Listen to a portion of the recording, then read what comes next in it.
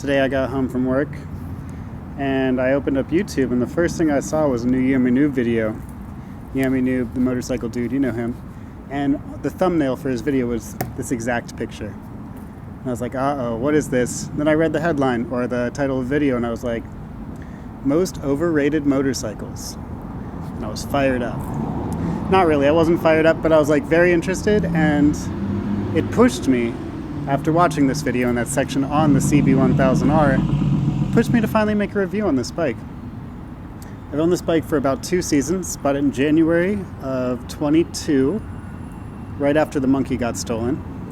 Took what little insurance money I got, put a down payment on this guy, and she's been with me ever since. So, who's this bike really for? I feel like that's really the question. It's not that it's overrated, it's more that it fits like a niche crowd. It's not a hyper naked. It doesn't have 200 horsepower, but it's a leader bike, right? A leader bike that's detuned. It's interesting. So I'm just going to kind of break down what I like about it, why it suits me, and maybe that'll give somebody some clarity out there. Maybe. So I broke down some of the things I like and some of the things I don't like. Took some notes on my phone to be organized. First time I wrote a script. And let's check it out. All right, so things that I love. That detuned 4-cylinder is actually an amazing amount of power. It is so smooth right off of the clutch in first gear, breaking the inertia to start moving forward. It's practically unstallable. And to me, as a commuter and riding in the morning and stuff when I'm tired, not always like for fun, I love that. So I would say that's probably my favorite thing about this bike is that 4-cylinder engine. What it does, how it does it. There's some drawbacks, yes. It gets 30 miles per gallon, but it's a pretty fantastic overall package. So within that, shifting through the gears, wow, smooth. The thing about this bike, first gear can go about to 60 miles per hour, something like that, but you can also be in 6th gear by 42.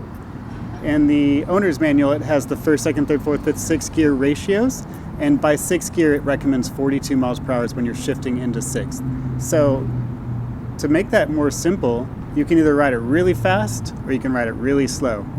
You can either commute and chill, stay under 5,000 RPMs, or you can get above 6,000 RPMs and just rip.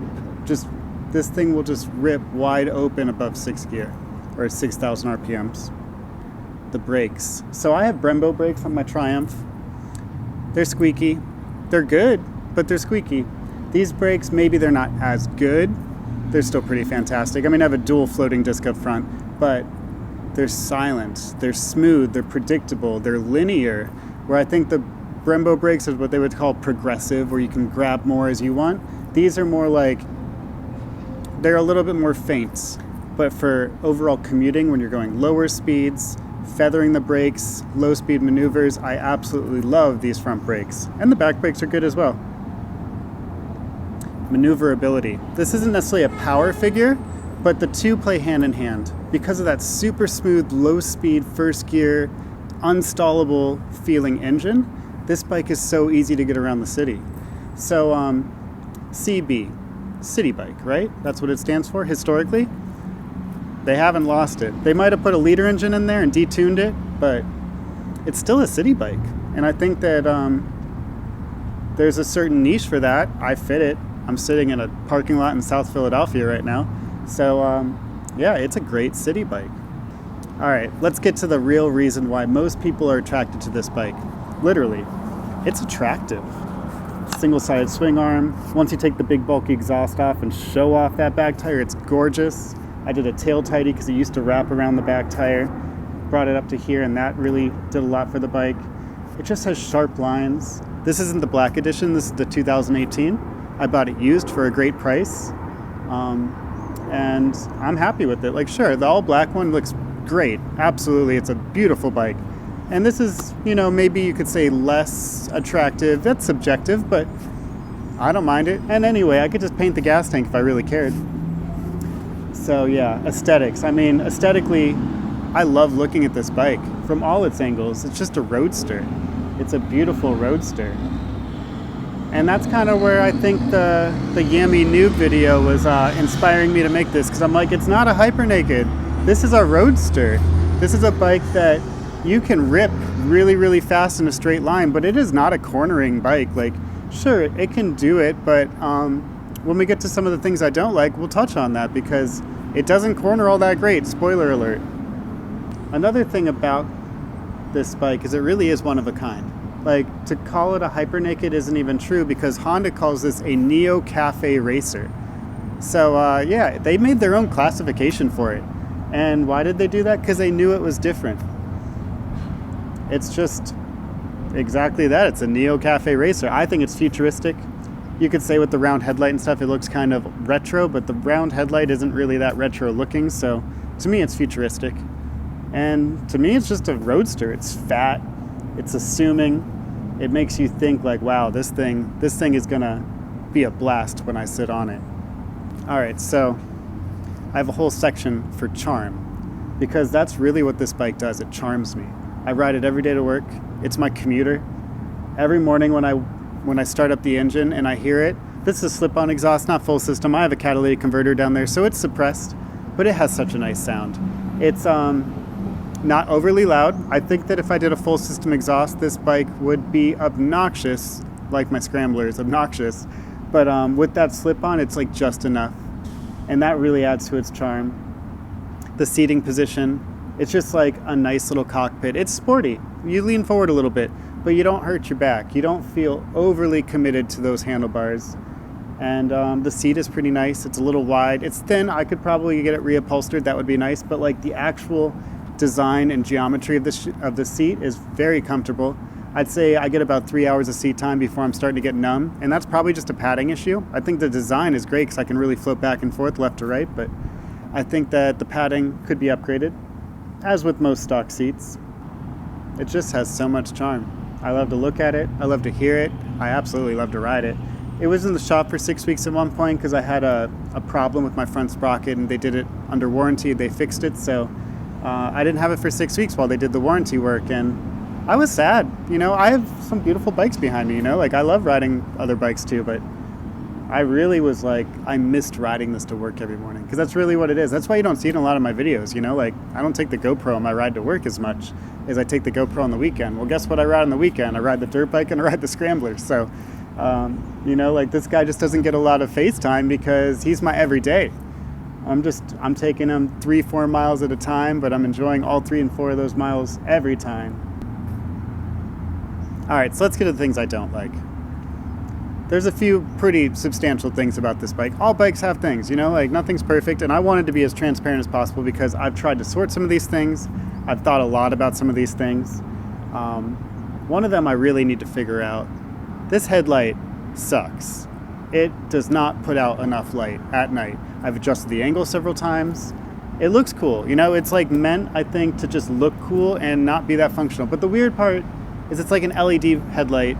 It's like modern technology, and when I ride at night, I can't see anything. If I'm like riding around the city and there's streetlights, sure, I'm fine. If I get back into a country lane, some back twisties, or something like that where I don't have any streetlights, I am scared shitless if I get above third gear. I can't see far enough in front of me to go more than 40 miles per hour, especially with turns. So yeah, I need to figure out what I can do about that headlight. Is it just like, I don't know how LED headlights work. They're not just like halogen bulbs where you can get a better bulb. Maybe they can, I don't know. I have to figure that out. But yeah, the headlight is garbage. Absolutely garbage. That's my biggest gripe. Another thing that, it's not necessarily that it's bad. It's just that when you get on a bike like this, a detuned leader bike. Well, wait, I'm next to the freeway. That truck was engine braking like no other. Okay, so when you get like a leader bike like this, you would expect it's pretty sporty, right? Well, the front end, its geometry is designed in a way where it's very stout and it doesn't corner as naturally as I would expect it to. That might be a me problem. I ride cruisers or dirt bikes. I've never really had anything where I have to sit over the handlebars to steer it. But I will tell you that when I first started riding this bike, I was humbled.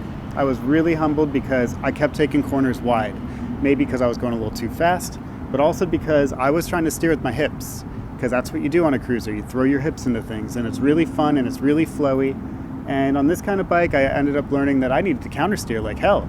And I needed to learn how to get up on my toes on the pegs. I needed to learn how to basically put more weight over the handlebars. And I'm still learning. I'm no expert. Like, don't take my advice. Just know that when you get a bike like this, if you haven't ridden one before, and especially if you got the CB1000R, the front end's going to feel a little weird. And the forks are a bit bouncy. Like, this is a fairly soft bike. Alright, so my GoPro overheated. We're on the cell phone now. I just drove to a park where I could put the cell phone up on a little railing under a shady tree. It was getting hot. I was sitting in a parking lot, so yeah, we'll just pick up where we left off. I was talking about the things I don't like. So we talked about the headlight, atrocious, absolutely not effective. And then we talked about, oh, I forgot the second thing we talked about, but you'll remember because it was just back there like 20 seconds ago in the video.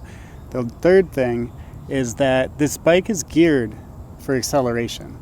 So like I foreshadowed a little bit by saying it gets to 6th gear 542 miles per hour. That also lends to the fact that going 70 on the freeway is not super pleasurable. I would say realistically this bike is like up to like 12,000, 13,000 RPM, something like that. I never go that high, but that's like its rev limiter. At 70 you're probably like pushing 6. By 80 or 85 you're up into what I would call the power band, which is like 7,500. That's when the engine starts getting a little wild on you. So I really don't go, I mean, you don't really need to go faster than 85 in most scenarios unless you're just trying to go fast. But yeah, it doesn't do so well up there for a sustained amount of times. That being said, on a racetrack, you would care less. Like, it wouldn't matter, you know, because that's half the fun. But yeah, you feel some vibrations when you're up at 70.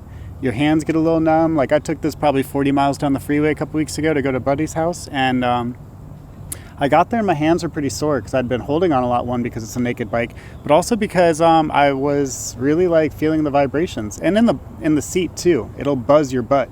Your butt will be tingly when you get off this bike if you go on the freeway for extended periods of time.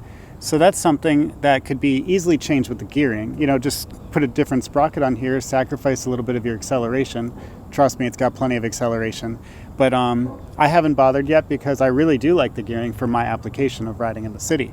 It's really fun, first, second, third gear, really a lot of fun. So yeah, I have a different bike that I take on the freeway. And that's kind of the moral of this story, is like, this isn't a unicorn. There's many types of bikes. This one's super niche, honestly. It's very niche. It's sexy. It looks great. It sounds good. It's smooth, predictable, except for when you get above 7,000 RPMs. And it's a little less predictable because that's when it changes. And you're like, oh, I thought this was an easy to ride bike. Holy crap, this thing is flying.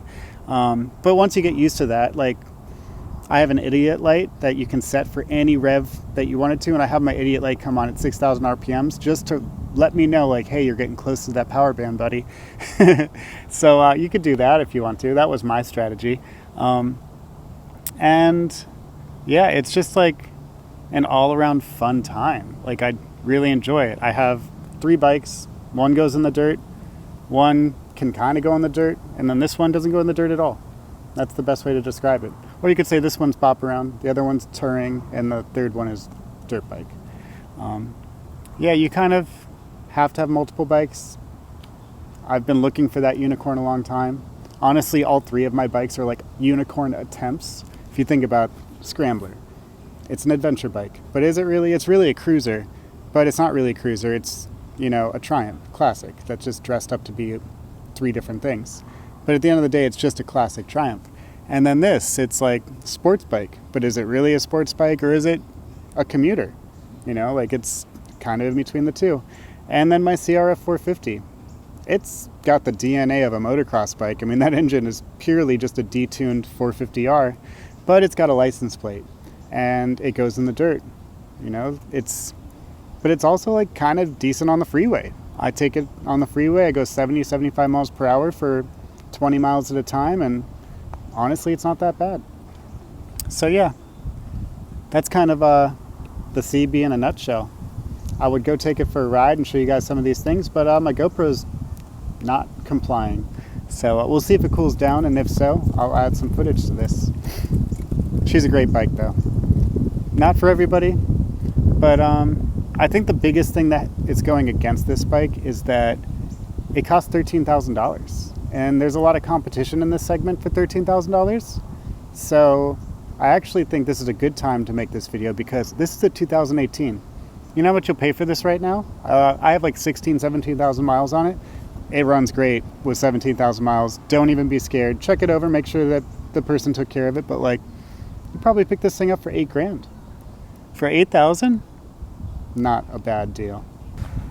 So yeah, that's my trusty 2018 CB1000R retro Neo Sports Cafe race bike. It's a mouthful, but they always are, right? Ugh.